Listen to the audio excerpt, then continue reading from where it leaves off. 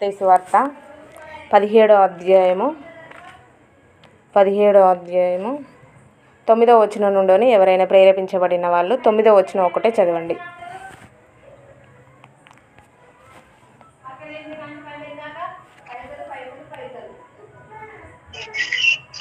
వారు కొండ దిగి వచ్చుచుండగా మనిషి కుమారుడు మృతులలో నుండి లేచు వరకు ఈ దర్శనము మీకు ఎవరితోనూ చెప్పకూడదని యేసు వారితో ఆజ్ఞాపించెను. ఓకే నాన్న, చాలు. ఓకే, ఎక్కడ అంటే మనకి పై వచనాలలో నిన్నటి దినాన మనం మాట్లాడుకున్నాము. పైన రూపాంతరము అయిపోయిన తర్వాత జరిగినటువంటి విషయం ఏంటంటే యేసుక్రీస్తు ముగ్గురు శిశువులు కొండ దిగి వాళ్ళు నడుచుకుంటూ వస్తుండగా ఓకే అందరికీ వందనాలు. 9వ వచనం మరలా ఒకసారి చూడండి. వారు కొండ దిగి వచ్చుచుండగా మనిషి కుమారుడు మృతులలో నుండి లేచి వరకు ఈ దర్శనము మీరు ఎవరితోనూ చెప్పకూడని యేసు వారికి ఆజ్ఞాపించెను.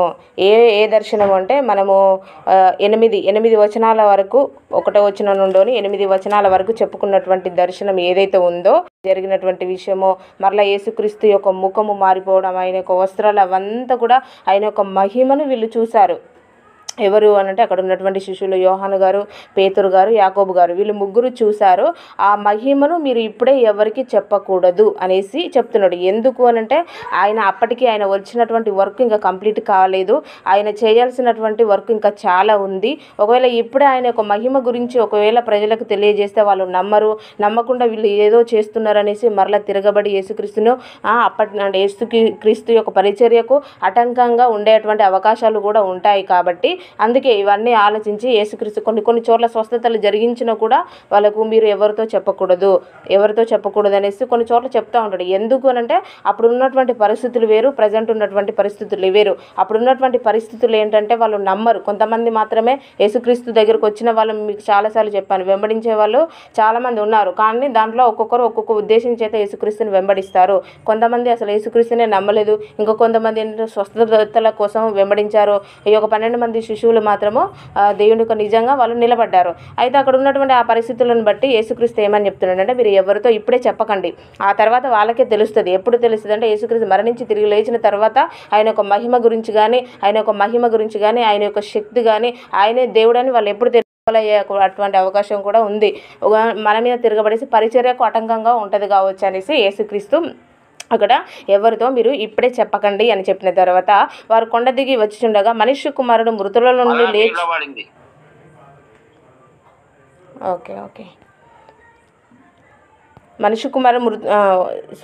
మృతుల నుండి లేచి వరకు ఈ దర్శనం మీకు ఎవరితోనూ చెప్పకూడదని యేసు వారికి ఆజ్ఞాపించెను. ఈ యొక్క దర్శనం గురించి మీరు ఎవరికి చెప్పకూడదు అనేసి చెప్పాడు. ఇదే సందర్భాన్ని మనకు మార్కు సువార్తలో చాలా క్లియర్గా ఉంటుంది. ఎవరైనా చదవండి, మార్కు సువార్త 9వ అధ్యాయం 9వ వచనం చదవండి. ఎవరైనా మార్కు సువార్త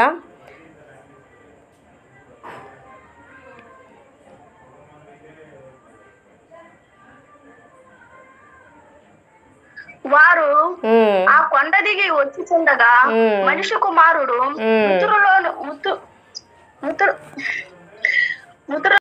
ముందుగా మీరు చూసిన వాటిని ఎవరితోనూ చెప్పవద్దని ఆయన వారికి ఆజ్ఞాపించెను. ఓకే నాన్న, చాలు. ప్రతి ఒక్కరు కూడా చూడండి, మార్కు సువార్త 9వ అధ్యాయం తెలియచేయాలి అనే విషయాన్ని ఇక్కడ చాలా క్లియర్గా చెప్పాడు. ఎప్పుడు మీరు చెప్పాలి అని అంటే యేసుక్రీస్తు మరణించి తిరిగి లేచిన తర్వాత ఈ విషయాలను మీరు చెప్పవచ్చు, కానీ ఇప్పుడు మాత్రం మీరు చెప్పకూడదు అనేసి వాళ్ళకి అక్కడ ఖండితంగా ఆజ్ఞాపించిన తర్వాత అదే అధ్యాయంలో మళ్ళీ కింద చూడండి 10వ వచనం నుండి మృతులలో నుండి లేచుట అనగా ఏమిటో అని వారు ఒకరితో ఒకడు తర్కించుచు ఆ మాట మనసున ఉంచుకొనిరి. వాళ్ళకి ఏంటిదనంటే యాక్చువల్గా యేసుక్రీస్తు అక్కడ చెప్పాడు ఏమనంటే పునరుత్థానం గురించి దేవుడు అక్కడ మాట్లాడుతున్నాడు. కానీ వాళ్ళకు పునరుత్థానం అంటే ఏంటో వాళ్ళకి అర్థం కాలేదు. ఎందుకు అర్థం కాలేదు అని అంటే యేసుక్రీస్తు వాళ్ళకి చెప్పింది ఏంటంటే ఇది రెండవసారి మాత్రమే. మొదటిసారిగా ఎప్పుడు చెప్తాడంటే మనకి మత్తయి సువార్తలు ఉంటుంది. మత్తయి సువార్త 16వ అధ్యాయం 21వ వచనం ఎవరైనా చదవండి. మత్తయి సువార్త 16వ అధ్యాయము 21వ వచనము.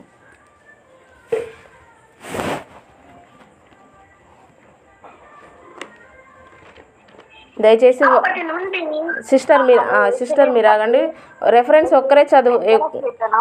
మొదలు పెట్టగా పేతురు నీ చేయి పట్టుకొని తప్ప అది నీకు దూరం ఉందాక అది నీకెన్నడను కలుగదని ఆయనను గద్దింపసాగాడు. ఓకేనన్న చాలు. ఇది ఏంటంటే పునరుత్థానం గురించి యేసుక్రీస్తు తన శిశువులకు మొదటగా చెప్పినటువంటి మొదటిసారిగా చెప్పాడు. ఎక్కడంటే ఇదే ఈ మత్తయి సువార్తలో 16వ అధ్యాయం 21వ వచనంలో ఇది మొదటిసారిగా చెప్పాడు. మరలా రెండోసారి ఎప్పుడు చెప్తున్నాడు అంటే ఆ కొండ ఇక్కడ 17వ వచనంలో 17వ అధ్యాయం 9వ వచనంలో రెండోసారి చెప్తున్నాడు. కొండ దిగి ఆ దర్శనము అక్కడ అయిపోయిన తర్వాత ఆ యొక్క కొండ దిగి వస్తుండగా రెండవసారి వీళ్ళకి చెప్తున్నాడు. అయితే మొదటిసారి చెప్పినప్పుడు వాళ్ళకి సందేహం, వాళ్ళకి అర్థం కాలేదు. రెండోసారి చెప్పినప్పుడు కూడా ఏంటంటే వాళ్ళకి అర్థం కాలేదు. ఒక విషయాన్ని గుర్తుపెట్టుకోవాలి, మనమైనా కూడా ఒక విషయాన్ని ఒకటేసారి చెప్తే అర్థం కాదు. కొంతమందికి ఒకటేసారి చెప్తే అర్థం చేసుకుంటారు, కానీ కొంతమందికి ఒక విషయాన్ని 2-3 సార్లు చెప్పాలి, చెప్తే కానీ అర్థం కాదు. అదేవిధంగా వీళ్ళు కూడా ఏంటంటే సందేహం, అసలు పునరుత్థానం అంటే ఏంటిదో వాళ్ళకి అర్థం కావట్లేదు. ఇక్కడ వాళ్ళ సందేహపడేది అదే. మరలా ఒకసారి మార్కు సువార్త 9వ అధ్యాయం 9వ వచనం నుండి నేను చదువుతాను, ప్రతి ఒక్కరు కూడా చూడండి. వారు ఆ కొండ దిగి వచ్చిచుండగా మనిషి కుమారుడు మృతులలో నుండి లేచినప్పుడే గాని అంతకుముందు మీరు చూచిన వాటిని ఎవరితోని చెప్పవద్దని ఆయన వారికి ఆజ్ఞాపించాను. మృతులలో నుండి లేచుట అనగా ఏమిటో అని వారొకరితో ఒకడు తర్కించుచు ఆ మాట మనసున ఉంచుకొనిరి. అక్కడ ఏంటిది, వాళ్ళకు డౌట్ ఉంది. అసలు పునరుత్థానం అంటే ఏంటో వాళ్ళకి అర్థం కాలేదు. కానీ ఆ డౌట్ను వాళ్ళు ఏదైనా డౌట్ మనకు ఉన్నప్పుడు వెంటనే అడిగేసేయాలి. ఇక్కడ యేసుక్రీస్తు ఏంటిది, ఆ పునరుత్థానం గురించి తెలియజేస్తున్నాడు. అంటే మృతుల నుండి లేచడం అంటే ఏంటిది, మృతుల నుండి లేవడం అన్నా పునరుత్థానం అన్నా ఒక్కటే. అయితే వీళ్ళకి ఏంటంటే అసలు ఆ పునరుత్థానం అంటే ఏంటిది, మృతులలో నుండి లేవడం అంటే ఏంటిది వీళ్ళకి అర్థం కావట్లేదు. ఎందుకు అర్థం కావట్లేదు అంటే అప్పుడు ఉన్నటువంటి ఆ యొక్క జనాంగం అంతా కూడా, అప్పుడు ఉన్నటువంటి ఆ ప్రజలు, యేసుక్రీస్తు పరిచర్య చేసినటువంటి కాలంలో ఉన్నటువంటి ప్రజలు, నేను మీ అందరికి చాలాసార్లు చెప్పాను, పరిసయ్యులు, సద్దుకయ్యులు, శాస్త్రులు, వీళ్ళలో కొంతమంది పునరుత్థానాన్ని నమ్మేవాళ్ళు, కొంతమంది ఆ పునరుత్థానం అయిపోయిందని చెప్పేవాళ్ళు, కొంతమంది సద్దుకయ్యులు పునరుత్థానాన్ని అసలు వాళ్ళు నమ్మరు. పరిసయ్యులు ఏంటిది, పునరుత్థానాన్ని వాళ్ళు నమ్ముతారు, కానీ యేసుక్రీస్తుని అంతగా నమ్మరు. పరిసయ్యులేమో పునరుత్థానాన్ని నమ్ముతారు, సద్దుకాయలు అయితే అసలే నమ్మరు. ఇంకా కొంతమంది శాస్త్రులు ఉన్నారు. శాస్త్రులు వీళ్ళు ఎలా అంటే ఆల్రెడీ పునరుత్థానం అయిపోయిందని బోధిస్తూ ఉంటారు. అయితే అప్పుడు ఉన్నటువంటి ఆ యొక్క పరిస్థితులను అలా ఉన్నాయి. కొంతమంది ఉన్నదంటున్నారు, కొంతమంది లేదంటున్నారు. కాబట్టి వీళ్ళ మైండ్ సెట్ కూడా ఒక రకంగా చెప్తే అలానే ఉండవచ్చు. కాబట్టి వీళ్ళకు కూడా ఏంటంటే ఆ పునరుత్థానం గురించినటువంటి క్లారిటీ లేదు, పునరుత్థానం గురించినటువంటి అవగాహన అనేది వీళ్ళలో కూడా లేనట్టుగా మనకు కనిపిస్తుంది. వాళ్ళు తర్కించుకుంటున్నారంట, ఒకరికొకరు అడుక్కుంటున్నారు, అసలు ఏంటి పునరుత్థానం అంటే ఏంటిది. ఇక్కడ యేసుక్రీస్తు కొండ దిగి వస్తుండగా మృతుల నుండి లేచి వరకు, అంటే మృతుల నుండి అసలు లేవడం అంటే ఏంటిది, మృతుల నుండి లేవడము అదే విషయాన్ని మార్కు సువార్త పునరుత్థానంగా చెప్పాడు. అయితే అసలు ఏంటి ఆ పునరుత్థానం ఏంటిది, మృతులలో నుండి లేవడం అంటే ఏంటిది అనేసి వాళ్ళుగా తర్కించుకొని వాళ్ళకు ఉన్నటువంటి ఆ యొక్క సందేహాన్ని వెంటనే యేసుక్రీస్తును చేసుకున్నారు. అయితే కానీ వాళ్ళు అలా మనసులో ఉంచేసుకున్నారు. కానీ మనమైతే అలా ఉండకూడదు. ఏదైనా మనకు డౌట్ వచ్చినప్పుడు, వాక్యానుసారంగా ఏదైనా డౌట్ వచ్చినప్పుడు దాన్ని క్లియర్ చేసుకోవడం కోసం ట్రై చేయాలి. ఎందుకనంటే అది అలానే ఉండకపోతే దానిపైన అవగాహన, ఇప్పుడు వీళ్ళకి ఏంటిది పునరుత్థానం పైన వీళ్ళకి అవగాహన లేదనుకోండి, అప్పట్లోనే ఇప్పటికీ చాలా బోధలు ఉన్నాయి. అప్పుడు వాళ్ళు ఉన్నటువంటి కాలంలోనే ఇంకా 3 రకాల పునరుత్థానం గురించే 3 రకాలైనటువంటి బోధలు ఉన్నాయి. కాబట్టి వీళ్ళు కూడా ఏంటిది అంటే తెలుసుకోకపోతే తప్పుడు త్రోవలో వెళ్ళేటువంటి అవకాశం కూడా ఉంది. ఎందుకంటే యేసుక్రీస్తును మించినటువంటి బోధకుడు అప్పటి కాలంలో కానీ, ఇప్పటి కాలంలో కానీ, రాబోయే కాలంలో కానీ ఎవరు లేరు. కాబట్టి అంత గొప్ప బోధకుడే పక్కన ఉంటే వీళ్ళు అడగకుండా సందేహపడడం అనేది కరెక్ట్ కాదు. కాబట్టి ఇక పునరుత్థానం గురించి అప్పుడు ఉన్నటువంటి సందేహాలు కొన్ని రెఫరెన్స్ చూసుకొని మనం ముందుకు వెళ్దాము. అపోస్తుల కార్యములు తీయండి. అపోస్తుల కార్యములు దానికంటే ముందుగా మత్తయి సువార్త తీయండి. మత్తయి సువార్త 22వ అధ్యాయం 23వ వచనం ఎవరైనా చదవండి.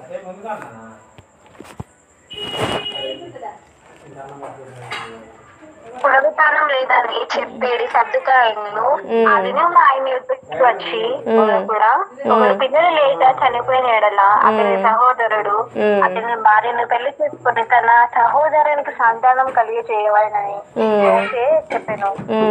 మాలో 7 సహోదరులు ఉండరు, మొదటి వాడు పెళ్లి చేసుకుని చనిపోయాను. ఓకే, ఇది ఇలానే చాలు ఇది ఇలానే పట్టుకొని ఒకసారి అపోస్తుల కార్యములు 23వ అధ్యాయము 7వ వచనం చదువు. 23:7. మిగతా వాళ్ళు ఎవరైనా చదవచ్చు కదా, బైబిల్స్ ఎవరి దగ్గర లేవా? పునరుత్థానం లేదనియో దేవదూత అయినను ఆత్మ అయినా లేదనియో చెప్పుదురు గాని పరిసయ్యులు రెండును కలవని ఒప్పుకొనరి. ఓకేనన్న, చాలు. 23:7 నుండి ప్రతి ఒక్కరు కూడా చూడండి. అతడు అలాగూ చెప్పినప్పుడు పరిసయ్యులకును సద్దుకయ్యులకును కలహము పుట్టినందున ఆ సమూహము 2 పక్షములు ఆయను. ఎవరు అనంటే సద్దుకయ్యులు, పరిసయ్యులు 2 పక్షములు. వీళ్ళందరూ కూడా ఏంటిది, ఒకే జాతికి చెందిన వాళ్ళు. కానీ వీళ్ళు ఒకే జాతికి చెందిన వాళ్ళు అయినప్పటికీ ఒక అంశం మీద, ఏంటిది, పునరుత్థానం అనేటువంటి అంశం మీద వీళ్ళిద్దరూ వేరయ్యారు. ఎందుకనంటే పరిసయ్యులు నమ్ముతున్నారు పునరుత్థానం ఉన్నది. అంటే పునరుత్థానం అంటే మీనింగ్ ఏంటిదంటే చనిపోయినటువంటి వ్యక్తి తిరిగి లేపబడతారు, చనిపోయినటువంటి వ్యక్తి తిరిగి బ్రతికించబడతారు, చనిపోయినటువంటి వ్యక్తి తిరిగి లేస్తారు అనేది ఏంటంటే పునరుత్థానం. అయితే చనిపోయినటువంటి వ్యక్తి తిరిగి లేస్తారు అనేసి ఎవరు నమ్ముతున్నారు అనంటే ఈ యొక్క పరిసయ్యులు నమ్ముతున్నారు. కానీ సద్దుకయ్యులు ఎలా ఉన్నారు అంటే 8వ వచనం చూడండి. సద్దుకయ్యులు పునరుత్థానము లేదనియు దేవదూత అయినను ఆత్మ అయినను లేదనియు చెప్పుదురు. వీళ్ళు ఈ 3 విషయాలను అసలు నమ్మరు. దేన్ని అంటే ఆత్మను నమ్మరు, దేవదూతను నమ్మరు, ఇంకా దేవదూత అయిన ఆత్మ అయినను లేదనియు పునరుత్థానము, చనిపోయినటువంటి వ్యక్తి తిరిగి లేవరు, దేవదూత లేవు, ఆత్మ లేదు అనేటువంటి దాన్ని వీళ్ళు నమ్మరు. పరిసయ్యులు మాత్రం నమ్ముతారు. అయితే వీళ్ళు ఎలా అంటే ఇప్పుడు సద్దుకయ్యుల యొక్క కాన్సెప్ట్ ఏంటిదంటే ఇప్పుడు పునరుత్థానాన్ని వీళ్ళు నమ్మలేదనుకోండి, తిరిగి అంటే చనిపోయినటువంటి వ్యక్తి తిరిగి లేస్తారు అనే విషయాన్ని వీళ్ళు నమ్మలేదనుకోండి, పునరుత్థానాన్ని నమ్మకపోతే చనిపోయినటువంటి తిరిగి వ్యక్తి లేపబడడు. కాబట్టి చనిపోయినటువంటి వ్యక్తి తిరిగి లేపబడడు కాబట్టి ఈ లోకంలో ఎలా జీవించినా పర్లేదు. ఎందుకంటే పునరుత్థానం అసలు చనిపోయిన తర్వాత ఆత్మ అనేదే లేదు. ఆత్మ లేకపోతే మన ఈ లోకంలో ఇష్టానుసారంగా జీవించవచ్చు, ఇష్టానుసారంగా బ్రతకొచ్చు. ఎందుకు అనంటే తిరిగి లేవరు, ఆత్మ అనేదే లేదు. ఆత్మనే వాళ్ళు నమ్మనప్పుడు వాళ్ళ జీవితం కూడా ఏంటిది, వాక్యాన్ని కూడా వాళ్ళు నమ్మరు, దేవుని కూడా వాళ్ళు నమ్మరు. అయితే ఇప్పుడు ఇంత కన్ఫ్యూజన్లో ఉంది, అప్పుడు బోధన విధానం ఇంత కన్ఫ్యూజన్లో ఉంది కాబట్టి వీళ్ళకు కూడా ఏంటంటే శిష్యులకు కూడా డౌట్ ఏంటిదంటే ఇంత కన్ఫ్యూజన్లో అప్పుడు బోధలు ఉన్నాయి కాబట్టి వీళ్ళ యొక్క డౌట్ ఏంటంటే ఉందా లేదా, అసలు అదంటే ఏంటి అనేటువంటి డౌట్లో వీళ్ళు కూడా ఉన్నారు. తిమోతికి రాసిన 2వ పత్రికలో ఇంకొక మాట ఉంటుంది, అది చూసుకొని ముందుకెళ్దాము. 2వ తిమోతి పత్రిక 2వ అధ్యాయం 18వ వచనం చదవండి ఎవరైనా.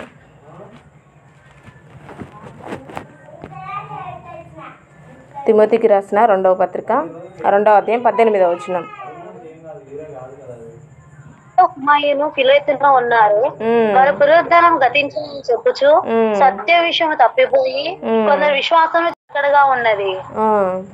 ఓకే నాన్న, చాలు. ప్రభు తన ఇంకో కొంతమంది ఎలా ఉన్నారంటే వారు పునరుత్థానము గతించనని చెప్పుచు సత్య విషయము తప్పిపోయి కొందరి విశ్వాసమును చెరుపుచున్నారు. ఇంకో కొంతమంది ఎలా ఉన్నారు, అప్పటి బోధల్లో కొంతమంది ఎలా ఉన్నారు, పునరుత్థానం అసలే లేదనే వాళ్ళు, ఉన్నదన్న వాళ్ళు కొంతమంది, ఇంకో కొంతమంది అసలు గతించిపోయిందంట. అసలు పునరుత్థానం గతించిపోవడం ఏంది, పునరుత్థానం ఎప్పుడు వస్తుంది అంటే మరణించిన తర్వాత వస్తుంది. మరణించిన తర్వాత పునరుత్థానం అనేది మనకు అంటే మరణించిన తర్వాత తిరిగి లేపబడితే అది పునరుత్థానం అనబడుతుంది. కానీ అసలు గతించిపోవడం ఏంటి, ఇది ఇంకా విచిత్రమైనటువంటి బోధ. కాబట్టి ఇన్ని రకాలైనటువంటి బోధలు అప్పుడు కాలంలో కన్ఫ్యూజన్లో వీళ్ళు ఉన్నారు కనుక ఇప్పుడు వీళ్ళ యొక్క డౌట్ ఏంటంటే ఈ యొక్క కన్ఫ్యూజన్లో వీళ్ళు ఉన్నారు. అయితే దీనికి క్లారిటీ ఇవ్వాలంటే మరలా యేసుక్రీస్తు ఆ తర్వాత వాళ్ళు అంతవరకు అంటే యేసుక్రీస్తు ఉన్నంత కాలం కూడా వాళ్ళు జస్ట్ శిశువులలాగా దేవుని దగ్గర, ఇప్పుడు ఒక సార్ దగ్గర పిల్లలు ఏ విధంగానైతే నేర్చుకుంటారో ఆ విధంగానే వీళ్ళు నేర్చుకున్నారు. కానీ ఇప్పుడు సార్ను మనం డైరెక్ట్ అన్ని క్వశ్చన్స్ అడగలేము కదా, కొన్నిసార్లు భయపడుతూ ఉంటాం. వీళ్ళు కూడా ఉంది ఏంటంటే పునరుత్థానం అనేది ఉంది, చనిపోయినటువంటి వ్యక్తి తిరిగి లేస్తాడు. ఒక ఎగ్జాంపుల్ చెప్తాను ఏంటంటే ఇప్పుడు ఒక విత్తనాన్ని తీసుకుందాం మనం. ఒక విత్తనము తీసుకుంటే అది ఏ విత్తనమైనా సరే, ఏ విత్తనమైనా భూమిలో మనం పడేసినప్పుడు అది భూమిలోనికి వెళ్ళిపోయిన తర్వాత అది నార్మల్గా ఒక గింజగా మనం దాన్ని వేస్తాం. ఒక గింజగా దాన్ని వేసినప్పుడు అది 2 భాగాలుగా, భూమిలో పడినటువంటి విత్తనం ఖచ్చితంగా 2 భాగాలుగా విడగొట్టబడి అది కుళ్ళిపోయి ఆ తర్వాత అది చచ్చిపోవాలి. లోపల చనిపోయిన తర్వాత మరలా ఒక జీవం కలిగినటువంటి మొక్కగా అది తిరిగి లేస్తుంది. అదేవిధంగా మన పునరుత్థానం అంటే మనది కూడా అంతే. యేసుక్రీస్తు చెప్పినటువంటి మాట అదే. మనం కూడా ఈ లోకంలో ఎలా అంటే చనిపోయి ఒక మొక్క ఏ విధంగానైతే భూమిలోనికి వెళ్ళిన తర్వాత చనిపోయి తిరిగి లేస్తుందో అదేవిధంగా మనము కూడా పాతి పెట్టబడాలి, కుళ్ళిపోవాలి. చనిపోయిన తర్వాత మనం ఒక జీవముగా లేపబడతాము. ఆ చిన్న గింజలోనే ఏముందంటే జీవం ఉంది. ఇప్పుడు మన యొక్క శరీరంలో కూడా ఏంటంటే దేవుడు పెట్టినటువంటి ఇప్పుడు మనకు చాలా క్లారిటీగా దేవుడు చాలా విషయాలను పునరుత్థానం గురించి, ఆయన యొక్క శరీరం గురించి, ఆయన యొక్క శరీరాన్ని తీసుకున్నా మనకు పునరుత్థానం గురించి ఈజీగా అర్థమవుతాయి. ఎందుకంటే యేసుక్రీస్తు మరణించి తిరిగి లేచారు. యాజ్టీస్గా మనం కూడా అంతే మరణించి తిరిగి లేస్తాము. దాని గురించి దేవుడు యోహాను సువార్తలో ఒక మాట ఉంటే చదవండి. యోహాను సువార్త 5వ అధ్యాయం 28వ వచనము 29వ వచనం చదవండి. 5:29.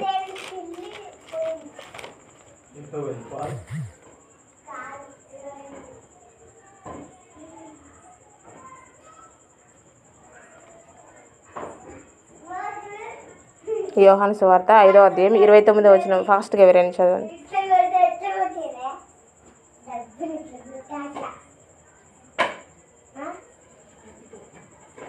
మేలు చేసిన వారు జీవ పునరుద్ధానమునకు, కీడు చేసిన వారు తీర్పు పునరుద్ధానమునకు బయటికి వచ్చేదారు. ఓకేనండి. చాలా ఏంటంటే ఈ లోకంలో మనం జీవించిన విధానాన్ని బట్టి మేలు చేసిన వారు జీవ పునరుత్థానమును, కీడు చేసిన వారు తీర్పు పునరుత్థానమునకు బయటికి వచ్చెదరు. తిరిగి లేవడము అంటే పునరుత్థానం అని అంటే మరణించిన తర్వాత తిరిగి లేస్తారు. మనం జీవించినటువంటి విధానాన్ని బట్టి మనం మేలు చేసి ఒకవేళ ఈ లోకంలో దేవుని చిత్త ప్రకారంగా జీవిస్తే మనము జీవ పునరుత్థానానికి వెళ్తాము. చిత్త ప్రకారంగా కాకుండా మన ఇష్టానుసారంగా మనం జీవిస్తే మనము తీర్పు పునరుత్థానంలోనికి వెళ్ళిపోతాము అనేది దేవుడు చాలా క్లారిటీ ఇచ్చేశాడు. కాబట్టి పునరుత్థానము ఖచ్చితంగా ఉంది. అప్పుడు ఉన్నటువంటి కన్ఫ్యూజన్లో వాళ్ళకి అర్థం కాలేదు. ఇప్పుడు మనకి చాలా క్లారిటీ, ఇంకా చాలా రెఫరెన్స్. కొరింథీయులకు రాసిన 2వ పత్రికలో కూడా ఒక మాట ఉంటుంది, చదవండి. కొరింథీయులకు రాసిన 2వ పత్రిక 5వ అధ్యాయము 10వ వచనము. 2వ కొరింథీ పత్రిక 5వ అధ్యాయము 10వ వచనం ఎవరైనా చదవండి. ఎందుకనగా తాను జరిగించిన క్రియల చెప్పున అవి మంచివైన సరే చెడ్డవైన సరే దేహంతో జరిగించిన వాటి ఫలమును ప్రతి వాడును పొందినట్లు మనమందరం క్రీస్తు న్యాయపీఠం ఎదుట ప్రత్యక్షము కావలేను. ఓకేనండి. చాలా ఎందుకనగా తాను జరిగించిన క్రియల చొప్పున అవి మంచివైనను సరే చెడ్డవైనను సరే దేహంతో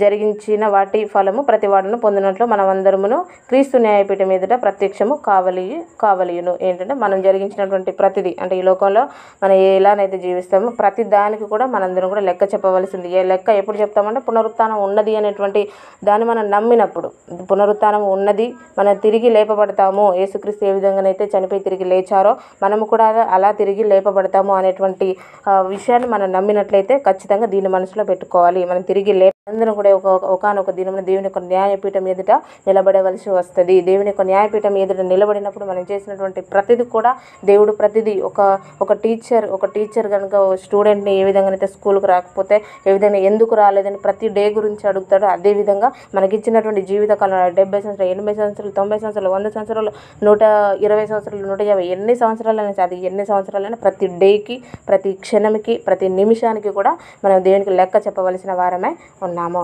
కాబట్టి వీళ్ళ యొక్క కన్ఫ్యూజన్ ఏంటంటే అప్పుడు ఉన్నటువంటి బోధనను బట్టి వాళ్ళు కన్ఫ్యూజన్లో ఉన్నారు. మనం కన్ఫ్యూజన్లో ఉండాల్సినటువంటి అవసరం లేదు.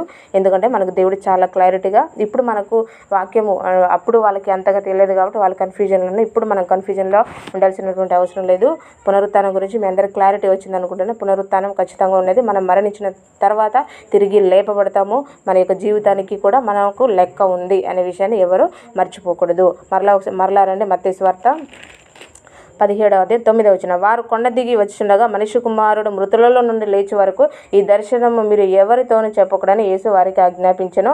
అప్పుడు ఆయన శిశువులు ఇలాగైతే ఏలియా ముందుగా రావాలనని శాస్త్రులు ఎందుకు చెప్పుచున్నారు ఆయనను అడిగిరి. ఇప్పుడు వీళ్ళు అడుగుతారు ధర్మశాస్త్రాన్ని బట్టి చూస్తే ఏలియా ముందుగా వస్తాడు. ఏలియా ముందుగా వస్తాడని అప్పటికి ఏలియా మరణించారు. కాకపోతే ఈ యొక్క వచ్చినది ఏంటిదంటే మనకు మలాకీ గ్రంథంలో ఒక మాట ఉంటుంది. ఏలియా ఆత్మ కలిగినటువంటి వ్యక్తి ఎవరు అని అంటే యోహాను గారే ముందుగా వస్తారు అనేటువంటి విషయాన్ని మనకి పాత నిబంధనలో ఉంటుంది. వాళ్ళు దాన్ని పట్టుకొని అక్కడ ఉన్నటువంటి ఆ పరిసయ్యులు కానీ సద్దుకయ్యులు కానీ వాళ్ళకు ఉన్నటువంటి డౌట్ ఏంటంటే ఇప్పుడు యేసుక్రీస్తుని వాళ్ళు ఎందుకు నమ్మట్లేరు అంటే ముందు ఏలియా గారు వస్తారు. ఏలియా వచ్చిన తర్వాతనే యేసుక్రీస్తు వస్తాడు అనేటువంటి విషయం వాళ్ళకి తెలుసు లేఖనాలని బట్టి. కానీ వాళ్ళు ఏలియానే వస్తాడు, ఏలియా ఎలా వస్తాడు అంటే అప్పుడు ఏ రూపాన్ని అయితే ధరించుకొని ఉన్నాడో అలానే వస్తాడు అనేసి వాళ్ళు నమ్ముతున్నారు. కానీ అటువంటి ఆత్మ కలిగినటువంటి వ్యక్తి ఆల్రెడీ వచ్చాడు. ఎవరు అంటే బాప్తిసం ఇచ్చి యోహాను గారు. ఆయన అటువంటి ఆత్మ కలిగే వారి మధ్యలో జీవించాడు. కానీ ఆయన యొక్క బోధను కొంతమంది అంగీకరించారు. ఆయన యొక్క బోధను అంగీకరించకుండా ఆయన ఏదైనా తప్పు చేసిన అనుకోండి, యోహాను గారి గురించి మీ అందరికి తెలుసు. వాళ్ళు ఏ స్థితిలో ఉన్నా అతను మరణానికి అప్పగించడానికి గల కారణం కూడా అదే కదా. అతను మరణానికి అప్పగించడానికి గల కారణం ఏంటిది? హేరోదు తప్పు చేసినటువంటి ఆ యొక్క తప్పును అతడు డైరెక్ట్ ఖండించాడు. అప్పుడు రాజులకు భయపడి వణుకుతూ రాజును చూడంగానే వీళ్ళందరూ సాగిలపడడం ఇవన్నీ చేసేవాళ్ళు.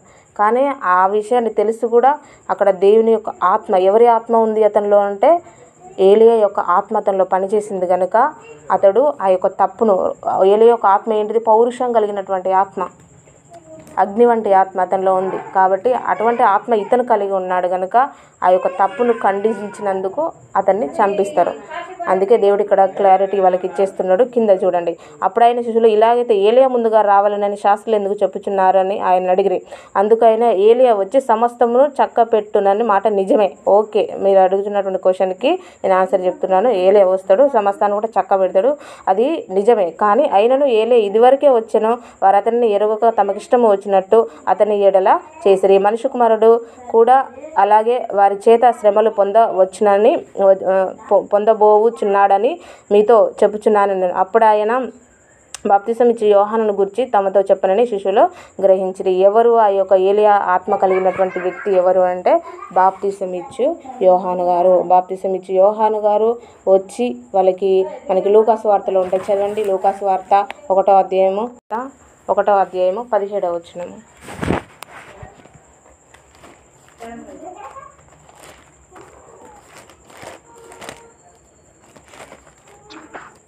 మరియు అతడు తండ్రుల హృదయం పిల్లల తట్టుకును అవిధేయుల నీతిమంతుల జ్ఞానం అనుసరించుటకు త్రిప్పి ప్రభువు కొరకు ఆయత్తపడిన ప్రజలను సిద్ధపరచుటకై ఏలి యొక్క ఆత్మయు శక్తియు గలవాడై ఆయనకు ముందుగా వెళ్ళును గనుక నీకు సంతోషము మహా ఆనందములు కలుగును. అతడు పుట్టినందున అనేకులు సంతోషింతురనేను. ఓకే నన్ను చాలు. 17వ వచనం ప్రతి ఒక్కరు కూడా చూడండి. మరియు అతడు తండ్రుల హృదయములను పిల్లల తట్టుకును అవిధేయులను నీతిమంతుల జ్ఞానం అనుసరించుటకును త్రిప్పి ప్రభువు కొరకు ఆయత్తపడి ఉన్న ప్రజలను సిద్ధపరచుటకై ఏలి యొక్క ఆత్మయు శక్తియు గలవాడై ఆయనకు ముందుగా వెళ్ళును కనుక నీకు సంతోషమును మహా ఆనందమును కలుగును. ఆ యొక్క ఏలియా వాళ్ళు చెప్పుకుంటున్నటువంటి ఏలియా ఎవరు అంటే ఈ యొక్క ఏలియా ఆత్మ కలిగినటువంటి వ్యక్తి యోహాను. కానీ ఏలియానే అటువంటి అభిషేకాన్ని కలిగినటువంటి వ్యక్తి. ఏలియా ఏ విధంగానైతే అభిషేకం కలిగి పరిచర్యను జరిగించిన కాలములో యేసుక్రీస్తుకు కంటే 6 నెలలు ముందుగా వచ్చి సమస్తమును కూడా యేసుక్రీస్తు యొక్క పరిచర్యను మొదటగా ఆయన ద్వారా స్థాపించబడి ఆ తర్వాత యేసుక్రీస్తు స్టార్ట్ చేస్తాడన్నమాట. మొదటగానైతే ఏలియా యొక్క ఆత్మ కలిగినటువంటి యోహాను గారే వాళ్ళు చెప్పుకున్నటువంటి ఏలియా ఎవరంటే ఈ యొక్క యోహాను గారే. అతనిలో ఉన్నటువంటి వాళ్ళు అనుకున్నది శరీర రీతిగా అతను వస్తాడు అనేటువంటి ఆలోచన అది కరెక్ట్ కాదు. అతని యొక్క అభిషేకము యోహానులో నుండి ఆ యొక్క పరిచర్య అనేది జరుగుతుంది. ఆ విషయాన్ని దేవుడు వీళ్ళకి ఇక్కడ క్లారిటీ ఇచ్చేశాడు. వాళ్ళకి అప్పుడు అర్థమైపోయింది ఎవరంటే బాప్తిసం ఇచ్చే యోహాను గారు. అంతగా అప్పుడు పరిచర్య చేసినటువంటి వ్యక్తి ఎవరంటే బాప్తిసం ఇచ్చే యోహాను గారే. వాళ్ళు మాట్లాడినటువంటి ఇప్పుడు వాళ్ళకు ఉన్నటువంటి డౌట్ క్వశ్చన్ ఏంటిదంటే మలాకి గ్రంథంలో ఉన్నటువంటి మాట. ఒకసారి మలాకి గ్రంథం కూడా చదవండి, చివరి రెఫరెన్స్ చదువుకొని క్లోజ్ చేసుకుందాము. మలాకి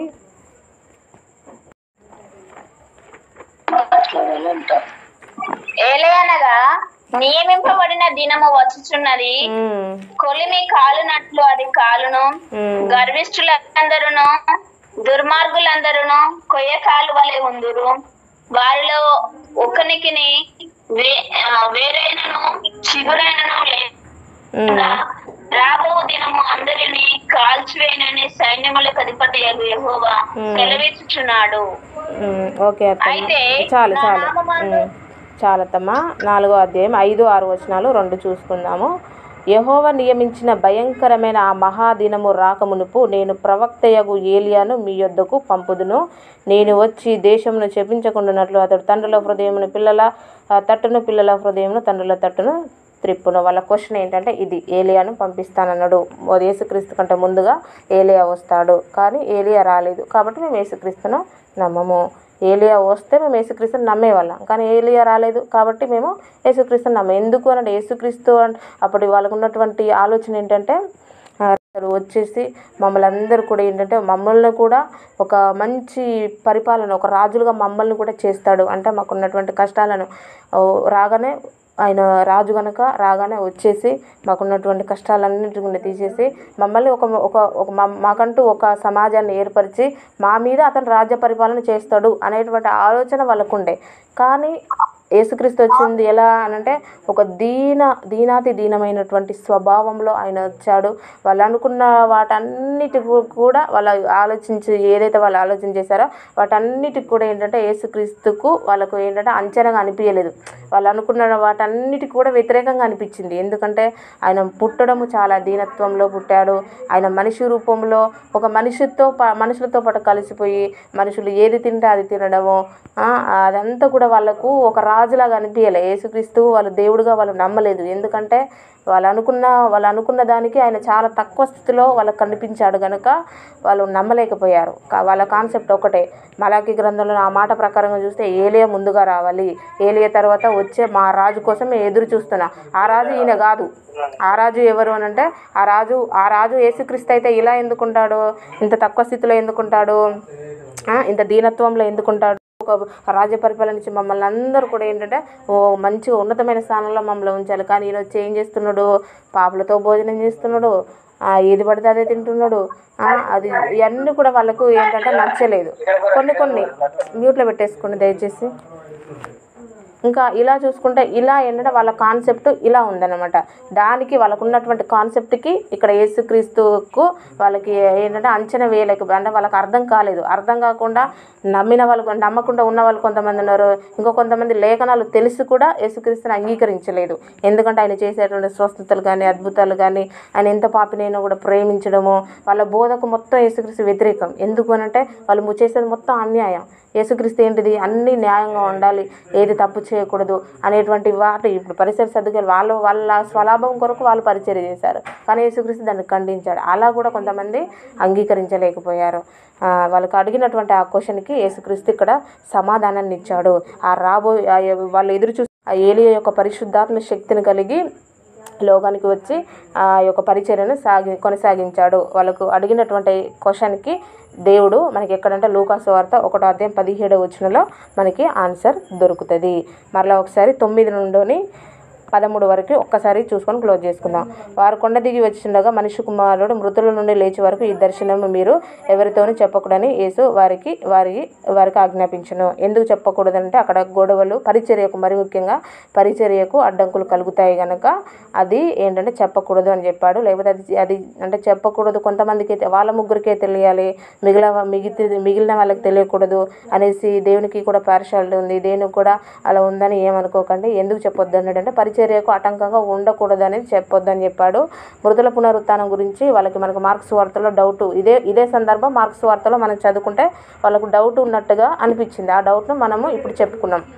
మృతుల పునరుత్థానము పైన వాళ్ళకి ఎందుకు కన్ఫ్యూజన్లో ఉంది అని అంటే అప్పుడు ఉన్నటువంటి బోధలను బట్టి రెఫరెన్స్ ఏవైతే ఉన్నాయో వాటి ద్వారా మనకు క్లారిటీ వచ్చింది, వాళ్ళకు కూడా క్లారిటీ వచ్చింది. ఇప్పుడు మనం నమ్మాల్సింది ఏంటిది, మృతుల పునరుత్థానం ఉంది, మరణించిన ప్రతి ఒక్కరు కూడా తిరిగి లేపబడతారు, ప్రతి ఒక్కరు కూడా దేవుని న్యాయపీఠం ఎదుట నిలబడతారు, ప్రతి ఒక్కరు కూడా వారికి ఇచ్చినటువంటి జీవితాన్ని బట్టి దేవునికి లెక్క చెప్పవలసిన వారే ఉన్నారు. అది మృతుల యొక్క పునరుత్థానం గురించినటువంటి క్లారిటీ. ఓకేనా. 10వ వచనం. అప్పుడైన శిష్యులు ఇలాగైతే ఏలియా ముందుగా, వాళ్ళకు 10వ వచనం వాళ్ళు అడిగారు ఏలియా ముందుగా రావాలి, ఆ తర్వాత మీరు రావాలి కదా, మరి ఏలియా ఏడు అని వాళ్ళు అడిగారు. ఏలియా ఏడు అని అడిగితే యేసుక్రీస్తు ఎక్కడ లూకాసు వార్త 1:17 ఆన్సర్ చెప్పాడు. ఎవరు ఆ ఏలియా అంటే బాప్తిసం ఇచ్చే యోహానే. అంటే బాప్తిసం ఇచ్చే యోహానే ఏలియా యొక్క ఆత్మ కలిగి జీవించి పరిచర్యను కొనసాగించాడు అనేదాన్ని వాళ్ళకి చెప్పినప్పుడు వాళ్ళు కింద అర్థం చేసుకున్నారు. అందుకైనా ఏలియా వచ్చి సమస్తమును చక్కబెట్టి, ఈ మాటల్లోనే వాళ్ళకి అర్థమైపోయింది మాట నిజమే, అయినను ఏలియా ఇదివరకే వచ్చెను, వారు అతన్ని ఎరుగక తమకిష్టం వచ్చినట్టు అతని ఎడలు చేసిన. అంతే కదా, బాప్తిసం ఇచ్చే యోహాను గారు చక్కబెట్టడం కొరకే వచ్చాడు. కానీ వాళ్ళకి ఇష్టం వచ్చినట్టుగా వాళ్ళే పాపాలు చేస్తూ వాళ్ళే తప్పులు చేస్తూ మళ్ళీ యోహాను గారిని చంపేశారు చాలా భయంకరంగా, మరి తల కొట్టించి మరి. కాబట్టి అది ఇక్కడ వాళ్ళకి గుర్తు చేస్తున్నాడు. ఆయనను ఏలియా ఇది వరకే వచ్చిన, వారు అతన్ని ఎరుగక తమకు ఇష్టం వచ్చినట్టు అతన్ని ఏడల చేసిరి, మనిషి కుమారుడు కూడా అలాగే వారి చేత శ్రమలు పొందబోచున్నాడని మీతో ఎగ్జాక్ట్లీ చెప్పాడు. ఏంటంటే అది ఆ యొక్క సమాజం వాళ్ళే మరలా యేసుక్రీస్తుని కూడా ఏంటిది అలానే చంపారు, అంతకంటే ఘోరంగా చంపారుగా. యోహాను గారిని డైరెక్ట్ తల నరికేశారు, కానీ యేసుక్రీస్తుని హింసలు పెట్టుకుని బ్రతికుండగానే చేతులలో మేకులు పెద్ద పెద్ద శీలలు అవన్నీ కొడుతూ ఉంటాయి, బ్రతికుండగానే అవన్నీ చేస్తూ ఉంటే ఎంత హింసగా ఉంటాయి చెప్పండి. ఆ ప్లేస్లో ఒకవేళ మనం ఉన్నాం అనుకోండి, దాన్ని భరించగలమంటే మన వల్ల కాదనేసి ఆయన వచ్చాడు. అంతకంటే భయంకరమైన పరిస్థితి మనం మరణించిన తర్వాత ఉంటుంది. ఎక్కడ అంటే నరకం పోయిన తర్వాత. ఆ దాని నుండి తప్పించుకోవడం కొరకు ఆయన ఆ శ్రమ అనుభవించాడు. మనం దేవుని ప్రేమను అర్థం చేసుకోవాలి. ఆయన మన కొరకు ఎందుకు మరణించాడు, ఎందుకు ఈ సువార్తను ప్రకటించాడు, ఇదంతా ఎందుకంటే ఆయన ప్రేమ మనకు ఆయన చేసిన త్యాగం నార్మల్ త్యాగం కాదు, ఎవరు చేయలేరు. మన కోసం ఎవరైనా ప్రాణం పెడతారా? ఎవరు పెట్టారు, కానీ ఆయన పెట్టాడు. ఆయన ఆయన జీవితాన్ని ఆయన కంప్లీట్గా కనీసం ఒక రక్తపు బొట్టు కూడా లేకుండా నీళ్లు కారే అంతగా ఆయన యొక్క రక్తం మొత్తం ఉండదు, అంత త్యాగం మన కొరకు ఆయన చేశాడు. కాబట్టి ఆయన యొక్క శ్రమలను మనం అప్పుడప్పుడు ప్రతిదినం కూడా గుర్తు చేయాలి. మరలా ఒకసారి చూడండి 12. ఆయనను ఏలే ఇదివరకే వచ్చిన వారు అతన్ని ఎరుగక తమకిష్టం వచ్చినట్టు అతని ఎడలు చేసిన మనిషి కుమారుడు కూడా ఇలాగే వారి చేత శ్రమలు పొందబోచున్నాడని మీతో చెప్పుచున్నాను. ఈ యొక్క సీక్రెట్ కూడా ఆయన శ్రమల గురించి కూడా ఇక్కడ సీక్రెట్ని వాళ్ళకి చెప్పేశాడు, కానీ వాళ్ళకి అర్థమైందో లేదో. అప్పుడు ఆయన బాప్తిసం ఇచ్చే యోహానును గురించి తమతో చెప్పినని శిష్యులు గ్రహించారు. అప్పుడు వాళ్ళకి అర్థమైపోయింది, మాకు ఆన్సర్ దొరికింది. ఆ పరిచయాలు సర్దుకేలు వీళ్ళందరూ కూడా పాత నిబంధనలో ఉన్నటువంటి ఆ రెఫరెన్స్కి వీళ్ళకి ఇక్కడ ఆన్సర్ దొరికింది. ఆల్రెడీ ఏలి ఆత్మ కలిగినటువంటి వ్యక్తి వచ్చాడు, ఆల్రెడీ పోయాడు. కాకపోతే అప్పటికి కూడా ఆయన వచ్చి యోహాను గారు వచ్చి మరణించిన తర్వాత కూడా వాళ్ళకి ఇంకా అర్థం కావట్లేదు. ఎందుకనంటే వాళ్ళు గురుడితనంలో ఉన్నారు. మొత్తానికి వాళ్ళకి ఇంకా యేసుక్రీస్తు ఆ ఏలి ఆత్మ కలిగినటువంటి అతను వచ్చేసాడు, వాళ్ళు ఎదురు చూస్తున్నటువంటి యూదుల రాజు కూడా వచ్చేసాడు, కానీ వాళ్ళే అర్థం చేసుకోలేకపోయారు. వాళ్ళు అడిగినటువంటి క్వశ్చన్కి ఈ యొక్క 13వ వచనంలో 12వ వచనంలో వాళ్ళకి దేవుడు క్లారిటీ ఇచ్చేశాడు. దేవుడి వాక్యం మీ హృదయంలో ఫలింపచేయనుగాక. చివరి సెక్షన్ మన మధ్యలోనే విజయ్ సిస్టర్ గారు నడిపిస్తారు. అందరికి అర్థమైందండి?